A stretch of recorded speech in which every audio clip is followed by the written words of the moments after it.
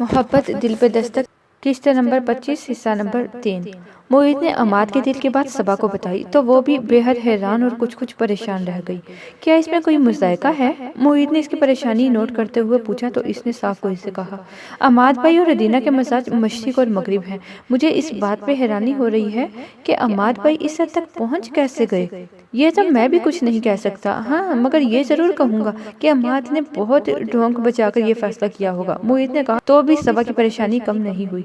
वो इतने अरसे में अदीना की इस सेमावी फितरत से अच्छी तरह आगाह हो चुकी थी और अच्छी तरह जान गई थी कि अदीना मनमोजी और खुदगर्ज से तबाह की मालका है, जिसे अपने फायदे और नुकसान के अलावा और कुछ सुझाई ही नहीं देता था। मुझे तो कुछ भी समझ नहीं आ रहा। वो वाकतन उलझ रही थी, फिर पूछने लगी, क्या अमाद भाई ने खुद ये सब कहा है? जाहिर है अब मैं तो इल्म नजूम जानने से रहा। अस्सलामुअलैकुम सामईन और नाज़रीन, इन्फो विद अनम में आपको खुश आमदीद कहती हूँ।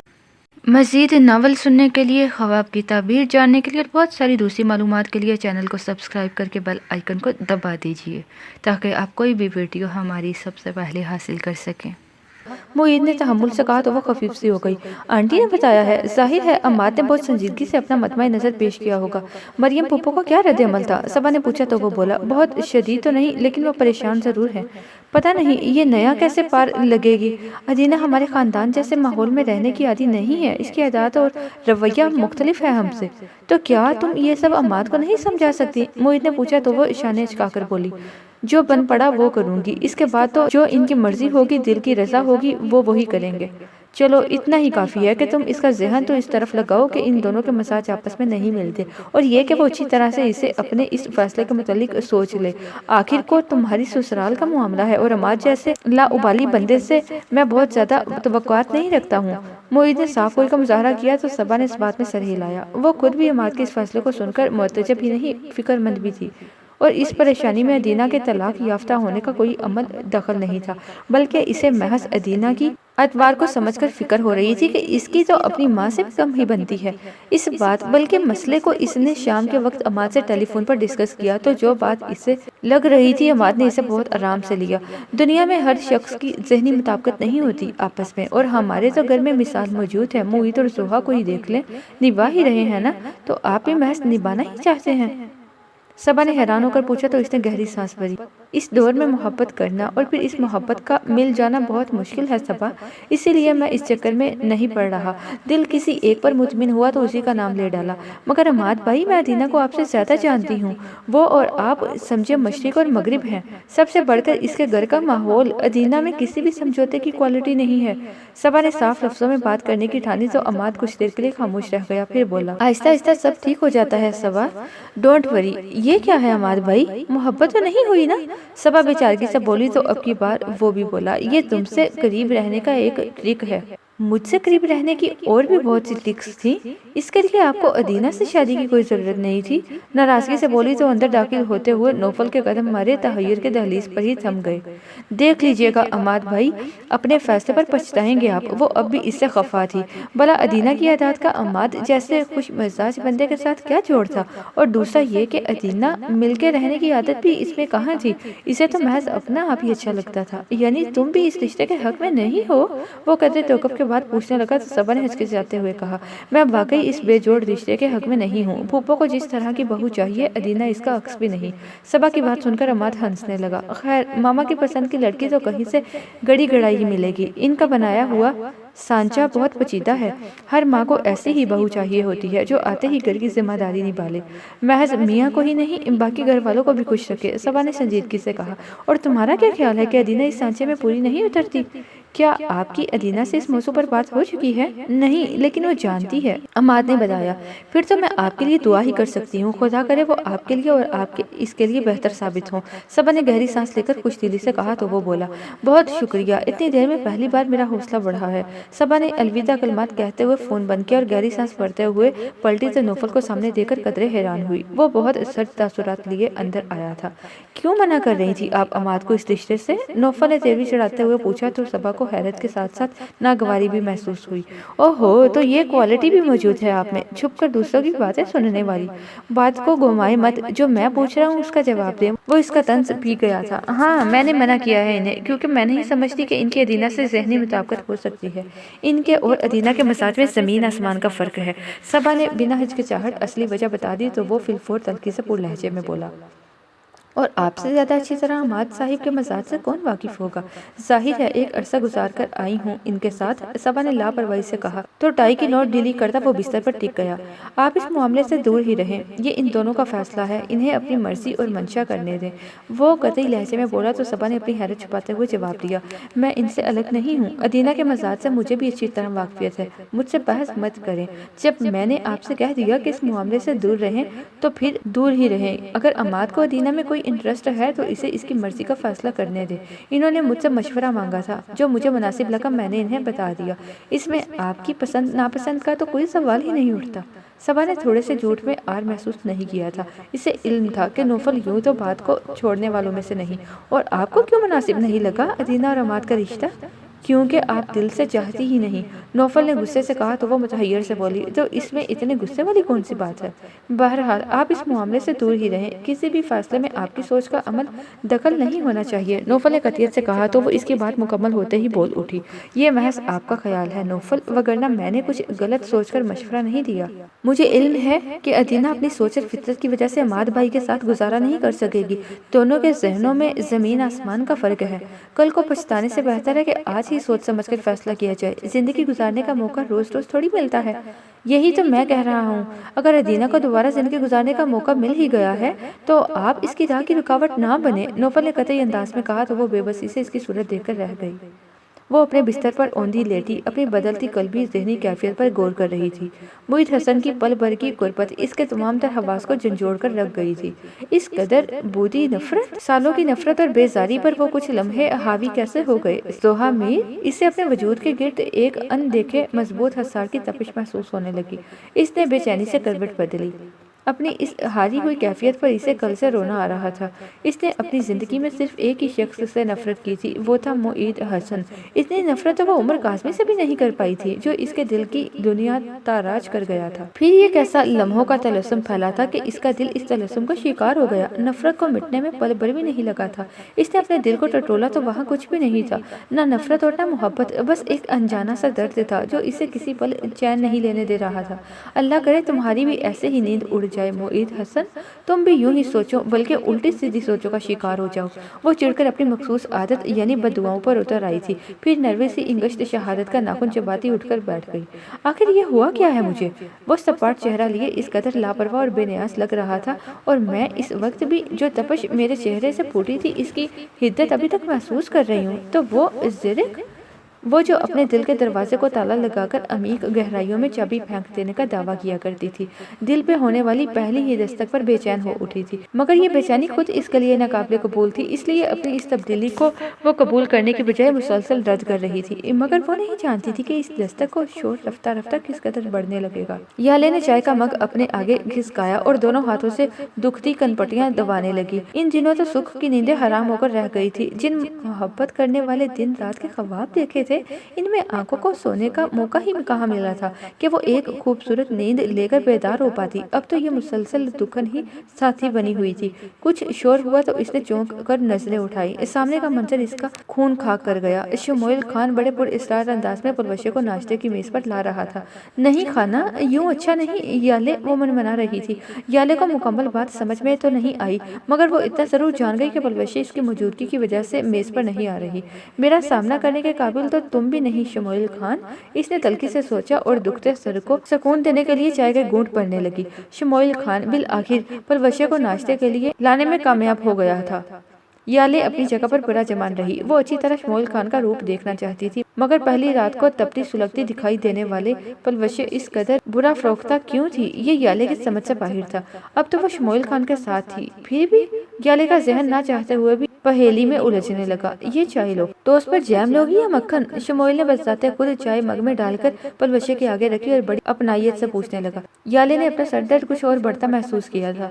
کچھ نہیں، میرا جی نہیں چاہ رہا، پلوشے ابھی بھی اس دھیمے انداز میں منمنا رہی تھی۔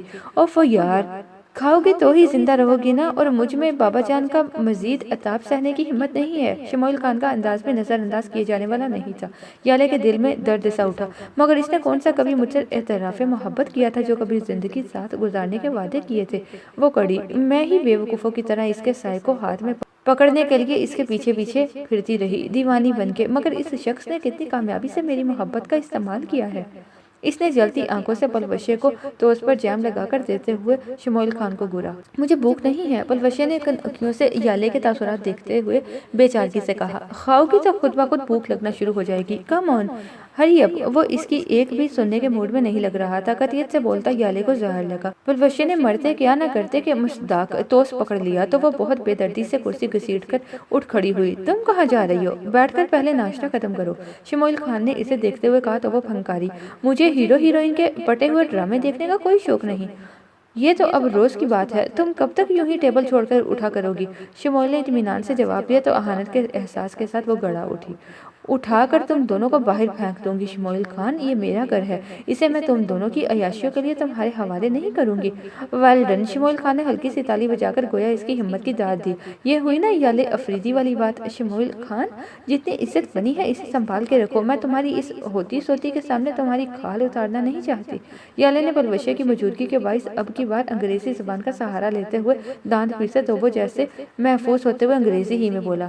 احساس کرنے کا شکریہ، مگر کتنے مزے کی بات ہے نا کہ پلوشے کو بھی انگریزی آتی ہے، یہ انگریزی ادب کی طالبہ ہے۔ یالے نے بے اختیار پلوشے کو دیکھا جو سر نیچے کیے یقیناً اپنی بے ساختہ امٹ آنے والی مسکراہٹ کو چھپا رہی تھی۔ اسے یوں لگا جیسے وہ دونوں مل کر اسے بیوقوف بنا رہے ہیں۔ جہنم میں جاؤ تم دونوں، مجھے کسی کی بھی کوئی پرواہ نہیں، وہ تب پر کہتی ہوئی اٹھی اور اپنے کمرے میں چلی آئی جسے وہ شمویل خان سے الگ رہ کر بیڈ روم کے طور پر استعمال کر رہی تھی۔ سنگل صوفے میں دھنستے ہوئے بے اختیار اس کا جی چاہا کہ گنوار عورتوں کی طرح رونا شروع کر دے۔ کھٹکے کی آواز پر بھی وہ متوجہ نہیں ہوئی، یوں ہی سر جھکا کر کوہنی صوفے پر ٹکائے ہاتھ پر ماتھا کرائے بیٹھی تھی۔ یہاں پر تو اپنی شکست کا ماتم منایا جا رہا ہے۔ شمویل کی متاسفانہ آواز نے اسے سر اٹھانے پر مجبور کر دیا۔ تم میرے کمرے میں آئے بھی کیسے؟ اس کی بات نے یالے کو اور تپایا تھا۔ دروازے سے، وہ سادگی سے بولا تو یالے نے غصے سے کہا، تو پھر اسی دروازے سے گیٹ آؤٹ بھی ہو جاؤ۔ اپنے رویے اور انداز پر ذرا غور کرو، تم میری نرمی کا ناجائز فائدہ اٹھا رہی ہو۔ شمویل نے سنجیدہ ہوتے ہوئے اسے بتایا تو وہ شعلہ بار لہجے میں بولی، مت دکھاؤ یہ نرمی، جو کر سکتے ہو کر ڈالو، منتظر ہوں میں بھی۔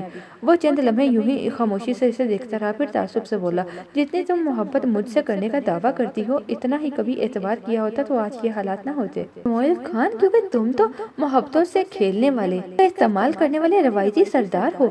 اس کا مزید کچھ بولنے سے پہلے یالے شیرنی کی طرح گھررائی تھی۔ بھول رہی ہو کہ تم میرے اختیار میں ہونے کے باوجود اپنی مرضی کی زندگی گزار رہی ہو، اس سے بڑھ کر میرے غیر روایتی سردار ہونے کا کیا ثبوت مانگتی ہو؟ شمویل نے اسے جتایا تو وہ مسکرانہ انداز میں بولی، میں اپنی مرضی سے زندگی اس لیے گزار رہی ہوں کیونکہ یہ میری زندگی ہے، میں تمہیں یا کسی اور کو اپنی مرضی کے بغیر اس کا اختیار نہیں سونپ سکتی۔ خوش فہمیوں میں جینا چھوڑ دو کہ تم نے مجھے آزادی دے رکھی ہے۔ تمہاری باتیں مجھے بہت غصہ دلا رہی ہیں یالے، مجھے مجبور مت کرو کہ میں کچھ ایسا کر گزروں جس پر مجھے بھی ندامت ہوتی رہے۔ بیوی ہو میری اور آج خوبصورت بھی بہت لگ رہی ہو۔ الفاظ کے برعکس شمویل کے انداز سے کہیں بھی غصہ نہیں جھلک رہا تھا۔ اس کی چھیڑ نے یالے کو سلگا دیا۔ خبردار، خبردار، جو کبھی میرے لیے یہ لقب استعمال کیا تو اپنی خاندانی بیوی ہے نا، اس کے ساتھ یہ ڈائیلاگ بولا کرو، مجھ پہ کچھ اثر نہیں ہونے والا۔ وہ چلتا ہوا اس کے سامنے آیا اور اس کو کچھ کہنے سے پہلے ہی اس کا بازو تھام کر ایک جھٹکے سے اس کے مقابل کھڑا کر لیا۔ اور وہ جو میرے دل پر کالا جادو کر دیا ہے تم نے، اس کے اثر کا کیا؟ وہ شرارت سے پوچھ رہا تھا۔ یالے نے اس کے سینے پر دونوں ہاتھ جماتے ہوئے اپنے اور اس کے درمیان بامشکل فاصلہ کیا۔ میری مزید راہ کھوٹی نہ کرو شمویل خان، اپنی آدھی زندگی میں نے اس ایک طرفہ محبت میں گزار دی، باقی آدھی میں اس شخص کے ہاتھوں پہ برباد کرنا نہیں چاہتی جس سے میں نے محبت کی ہے۔ وہ ہارنے لگی۔ آخر میں تو آواز اس قدر رند گئی کہ کچھ کہا ہی نہیں گیا۔ شمویل خان کو اس پر بے ساختہ پیار آ گیا۔ بہت بیوقوف ہو تم میری جان، اتنی بڑی ایڈورٹائزنگ کمپنی چلا رہی ہو مگر زندگی کی گاڑی چلانے میں اتنی بڑی بڑی غلطیاں کر رہی ہو۔ اسے باہوں کے اثار میں لیتے ہوئے وہ دھیمی آواز میں بولا تو یالے کا جی چاہا لمبی سانس بھر کر اس شخص کو اپنی سانسوں میں بھر لے، اسے خود میں سمو لے یا اس کے وجود میں سما جائے، مگر اس نے ایسا کچھ نہیں کیا۔ آہستگی سے اس کی باہوں کی گرفت توڑی تو اس کے سینے پر رکھے ہاتھوں سے اسے پیچھے دھکیل دیا۔ تم غلطی کر رہی ہو یالے، شمویل خان نے کہنا چاہا تو وہ اس کی بات کاٹ کر تلخی سے بولی، تم سے محبت کرنا ہی میری سب سے بڑی غلطی تھی شمویل خان، اب تم یہاں سے جاؤ ورنہ میں چلی جاؤں گی۔ شمویل نے کچھ کہنے کو लबवा किए, मगर फिर बेसुध जानकर वो पलटा और कमरे से बाहर निकल गया। तुम्हें मोहित भाई से मोहब्बत होना शुरू हो गई है? रायमा ने इसके मर्ज की अलामत सुनते ही दो टोक अंदाज में कहा, जिसकी जोहा ने बहुत नफर भरे अंदाज में बेहद शिद्दत से नफी की थी। ऐसा कुछ हो ही नहीं सकता। और अब जबकि ये सूरत हाल सामने आई थी तो तब से अब तक वो जैसे जले पीर की बिल्ली की तरह अपने कमरे में फिर रही थी। वीरा फराज, उसने मुठियां भींची थी। ना ये लड़की मेरी जिंदगी में आती, ना मेरे दिल और दिमाग की ये कैफियत होती। जान अजाब में आ गई है। इसके लिए खुद अपनी ये कैफियत नाकाबिले कबूल थी। और आज तो वीरा ने हद ही कर दी। बल्कि मोहित हसन ने भी। वीरा को मोहित के कमरे में दाखिल होते देखकर जोहा को मोहित को तंग करने का ख्याल आया तो 10 मिनट गुजर जाने के बाद वो बिला तड़क इसके कमरे में घुस गई। वीरा का सिसकियां बढ़ता वजूद और इसके गिर्द मोईद की बाहों का हसार। वो हक तक खड़ी रह गई। न जाए रफ्तन, न पाए मानदन। इसका जी चाहा खड़े खड़े गायब हो जाए। वीरा की पुश्त इसकी जानिब थी, मगर मोहित हसन के तासुरात जोहा को देखकर फौरन बदल गए। अब जाने ये अपने किए की शर्मिंदगी थी या रंगे हाथों पकड़े जाने की। इसने नरमी से वीरा को अपने शानों से अलग किया, जबकि जोहा तेजी से वहां से पलट गई और अब वो पेंडुलम की तरह इधर से उधर और उधर से इधर चक्कर लगा रही थी। वो सीन निगाहों के सामने से हट ही नहीं रहा था। मोहित हसन, ये तो चलो तय है कि तुम और मैं कभी इकट्ठे नहीं हो सकते, मगर मैं तुम्हें वीरा के लिए भी नहीं छोड़ूंगी, कभी नहीं। इसे शदीद गुस्सा आ रहा था। यानी कमाल है, मेरा शोहर और किसी और की बीवी के साथ रंगरलियां मना रहा है। तभी दरवाजे पर दस्तक हुई तो वो रुक गई। उस वक्त किसी से बात करने को जी तो नहीं चाह रहा था, मगर मजबूरी थी। कमरे तक आते हुए को तहजीबी कहलाता। आ जाए। वो मुंतजिर निगाहों से दरवाजे को देखने लगी। मोहित हसन की शक्ल बरामद होते ही जोहा को लगा इसके तमाम खून चेहरे पर सिमट आया है। जी फरमाइए, वो बेहद तंज से बोली। फरमाने ही आया हूँ, मोहित ने इत्मीनान से कहा तो वह कुलस कर रह गई। वो खंखारा, देखो जरूरी नहीं जो कुछ हम देखें इसका मतलब भी वही हो। बसा औकात तस्वीर का रुख कहानी को मुकम्मल करता है, वगरना बात अधूरी रहती है और जहन में अबहम पैदा करती है। इतनी शकील उर्दू, आप क्या मुझे इकबाल की शायरी की नसर सुनाने आए हैं? वो चिढ़ गई। मैं सिर्फ ये कहने आया हूँ कि तुम बराए मेहरबानी अपना मुंह बंद ही रखना। तुम्हें आदत है बिना तहकीक के बात पहुंचाने की। मोहित ने तहकमाना अंदाज में कहा तो वह चमक कर बोली, बहुत खूब, एक आप ही अच्छी आदतों वाले नेक पैदा हुए हैं इस घर में। सारे जहान की बुरी आदतें तो मुझ ही में है। जितना कहा जाए इतना किया करो, बहस मत किया करो। हाँ, आंखें कानों और मुंह पे हाथ रख लूं, है ना? वह तंग कर बोली तो मोईद ने सांस भरी ठहरे हुए लहजे में बोला। वो बहुत परेशान थी। तरीका तो बहुत अच्छा था परेशानी दूर करने का। जोहा ने इसकी बात अचकत फिर से हमला किया तो वो बोला, ऐसा कुछ नहीं है। दरअसल आज इसके केस का फैसला था, इसे खुला मिल गई है। आहा, फिर तो आपको भी मुबारक हो। जोहा ने जैसे बड़ी खुश दिली का मुजाहरा किया तो वो चिढ़ गया। ये क्या बकवास है? ठीक कह रही हूँ, आज इसीलिए जश्न आज़ादी मनाया जा रहा है। शट अप जोहा, वो तंज से कहने वाली थी कि वो बेहद गुस्से से इसकी बात काट गया। इसके चेहरे पे छाई सुर्खी और एकदम से यूं गुस्से में आ जाने पर जोहा का दिल सहम गया। दिमाग तो खराब नहीं हो गया? कैसी फजूल बातें कर रही हो? खुदा ने आंखें देखने के लिए दी हैं। अब आंखों देखी को महज आपके कहने से जुटलाया तो नहीं दूंगी ना? वो एहतियातन 2 कदम पीछे हटते हुए बोली। मुबादन मोहित हसन का हाथ ही न चल जाए। देखो, यही मैं तुम्हें बताने की कोशिश कर रहा हूँ। मोहित ने बड़े तहम्मुल का मुजाहरा करते हुए इसे समझाने की एक और कोशिश करना चाहिए, मगर वो बद तहजीबी से इसकी बात काटते हुए तंग कर बोली, ना तो आप मुझे क्यों सफाइयाँ दे रही हैं? जो कुछ कहना है ताया जान से कहिएगा। वट? मोहित को झटका लगा। ये सब फसूलियात तुम बड़े मामू से कहोगी? इसे यकीन नहीं आया था। जोहा ने इस बात पर सर हिलाते हुए ठीक अंदाज में कहा, ये सब आपका किया धरा है जो आपके सामने आ रहा है। दिमाग तो खराब नहीं हो गया तुम्हारा? और जो कुछ आप कर रहे हैं इसका मुतालिक क्या कहेंगे? वो हटेलेपन से पूछने लगी। मोहित ने बामुश्किल जब्त किया। तुम इंतहाई बेवकूफ लड़की हो। तुम्हारे साथ बहस करना या बैंस के आगे बीन बजाना दोनों एक से अमल है। इसकी मिसाल पर जोहा को जी भरकर गुस्सा आया। यानी कसूर भी था और अकड़ भी रहा था। बेवकूफ हूँ, मगर इतनी नहीं कि अपने शोहर को गैर लड़की के साथ। हमेशा की तरह इसकी जुबान फिसली तो गलत मौका पर वो जुबान दांतों तले दबा गई, मगर मोईद के चेहरे पे फैले हैरत के तासुरात इसे बखूबी महसूस हो गए थे। इसने अंदर ही अंदर खुद को लानत मलामत करते हुए फिलफोर अपने बयान में तरमीम की। जब तक हमारे माबैन ये रिश्ता मौजूद है तब तक मैं ये सब बर्दाश्त नहीं करूंगी। ये क्या हो रहा है जो तुमसे बर्दाश्त करना मुश्किल हो रहा है बेवकूफ? वो बरहम होने लगा। बच्चे नहीं है आप? वो भी बुरा मानकर बोली थी। मोहित का जी चाहा पकड़ कर इसे ठीक कर दे। ओके, वो इत्मीनान से बोला। तुम्हें जो समझना है समझ लो और जो किसी को बताना है बता दो। माय डियर, इतनी ढिठाई ताया जान के सामने भी दिखाए तो मानू। जोहा कड़ी थी। इसने ख्वामखा अपना वक्त ही जाया किया है यहाँ आकर। वो पलट गया था। जोहा पीछे रह गई, अपने खुद साख्ता वहमों और खदशात समेत। गुलरेज खान ने शमूएल का पलवशियत से बर्ताव देखा तो वो इतने खुश हुए कि याले को भी दर्जा दे बैठे। इन्होंने याले को खाने की मेज पर अपनी दाहिनी जानिब बिठाया तो ना चाहते हुए भी वो इन रोब शख्सियत के रोब में आकर खामोशी से बैठ गई। हम तुमसे बहुत खुश हैं शमूएल खाना, वो बहुत खुशगवार अंदाज में बोले। शुक्रिया बाबा जान, शमूएल ने चढ़ती निगाह याले पर डालते हुए कहा। याले के चेहरे पर गुस्से और नागवारी की सुर्खी थी। हमारी इस बहू को भी खुश रखा करो, इन्होंने याले पर मेहरबान होते हुए कहा। यह बात तो आपको इसे कहनी चाहिए। इसकी बात समझकर याले ने एक तेज नजर इस पर डाली थी। इसे कहीं सैर के लिए ले जाओ, यहाँ बंद रह रहकर तो ये बोर हो गई होगी। बाबा जान की मेहरबानी अब हनीमून तक पहुँच गई थी। याले को बोलना ही पड़ा। थैंक यू, मैं बिल्कुल बोर नहीं होती और ना ही मेरे पास कहीं जाने के लिए टाइम है। इसका अंदाज सपाड़ था। नहीं बच्चे, यही तो दिन है घूमने फिरने के। पाकिस्तान में नहीं तो यूरोप चले जाओ, मैं अमेरिका से आई हूँ यहाँ। याले ने जिताने वाले अंदाज में जैसे इन्हें बताया कि यूरोप का लालच इसके लिए कोई अहमियत नहीं रखता, मगर वो नरमी से बोले। वो तो ठीक है, पर बच्चा अपने सर के साए के साथ घूमने फिरने की बात तो कुछ और है। इसने कुछ कहने को लब वाक किए थे कि शमूएल बहुत संजीदगी से इसे रोक गया। बस करो याले, बाबा जान से बहस मत करो ना। शमूएल खाना हमारी बहू है, इस लहजे में बात मत करो।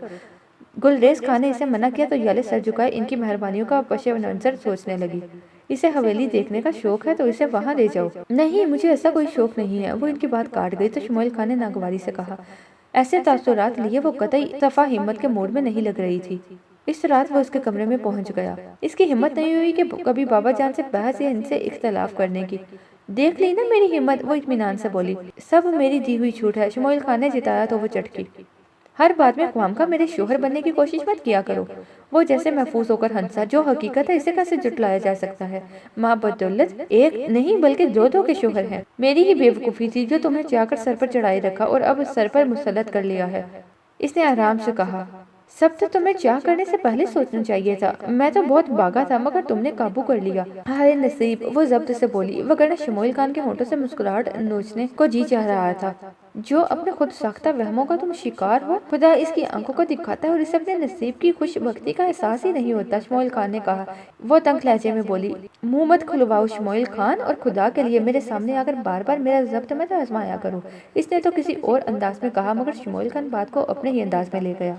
जब दोनों के मापेन शरई रिश्ता है तो ये जब्त बर्दाश्त तो करना ही पड़ेगा ना। तुम्हारा दिमाग ठिकाने पर नहीं है। याली इसका मतमा नजर समझी थी। शट अप, मैं तुम्हारी इतनी बदतमीजी पसंद नहीं करता याले।